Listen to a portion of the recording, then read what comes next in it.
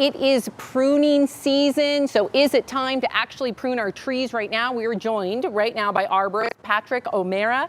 And Patrick, I just want to get this right because you are a member of Associated Landscape Contractors of Colorado. Yes, I am. Very official, so I'm glad that we're going to learn. My husband's doing this right now, and I don't know if he's doing it right. We'll see if he is. Okay, good. And I saw that you have your sunscreen SPF 100. Got my sunscreen, yep. Okay. Thank you, Kathy. Oh, yeah, she reminded you, right? Yes. Very smart. Okay, so first and foremost, is right now a good time to prune those trees? Absolutely. With some exceptions, right now is a great time to prune the trees. The trees are done flowering, and when you look at them, they are just busting with all of this new spring growth, and the leaves are out, they're all out, they're hardened off. So now's a good time, with some exceptions. An exception would be if you have a crabapple or apple tree. This is something called fire blight, and you can spread it. So we don't want to be pruning crab apples and apples right now. Oh, okay. So there we go. And then what should we be pruning? If you're throwing those out, the crab apples, get rid of those. What are the ones that we need to be pruning right now? First of all, if you have a power line running through your trees, don't prune anything. Call a professional and make sure that they can come out and do it safely. Yep. If those hazards don't exist, though, this is what we recommend. Excuse me.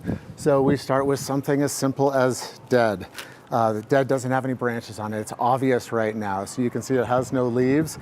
And if it doesn't have leaves on it right now, it's not going to have it for the rest of the year. Get rid of it, right? Get rid of it. Okay. We also look at things like diseased. This is a type of fungus that hits aspen. So we want to get rid of stuff like that. This is a twig borer issue with a beetle that hits ash trees. So we want to get rid of stuff like that. It's fairly easy when you look up and see things like that. Another thing, storm damage. We have storm damage all the time from these snowstorms that are off season. Highlands Ranch had a tornado that I lived through 2 years ago, so we find that commonly, and that's what comes out in just a windstorm because it's not as well connected anymore. So is that more of a safety hazard? Definitely a safety hazard on that. Tree hazard, this is crossing and interfering. This is going to damage the branch. We've got things like this that are too close to each other, and that's going to cause some structural issues. So that's the type of thing that we want to get rid of. And some things that we don't want to prune at all. When you look into a tree and you see all of that interior growth, we want to keep that. That's good for the tree. So we're going to be pruning from the outside in. From the outside in. Did you hear that, Mark? That is my husband who might be pruning as we speak. The inside right now. Yes, from the outside in. Okay, so once we prune this summer, when do we have to prune again? Is it every summer or is it more often than that? So it's probably more frequently than you would think. This is an ash branch, and from right here to right here, that is 1 year's worth of growth, and that was from that big spring that we had a lot of rain.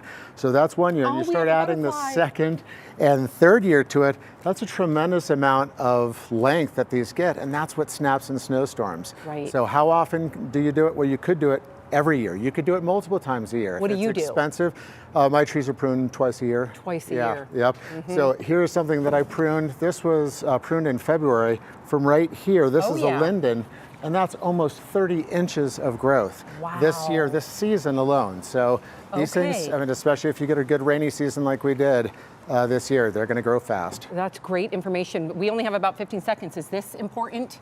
Just showing additional things that happen to branches. And if you have something like this, it might not structurally be sound anymore. Even if this has live green on it, if it's structurally compromised, sometimes that's the branch you need to take out. All right, good to know. Patrick O'Meara with all the pruning tips and tricks. We appreciate you. Thank you so much. Thanks for having me. We'll be right back.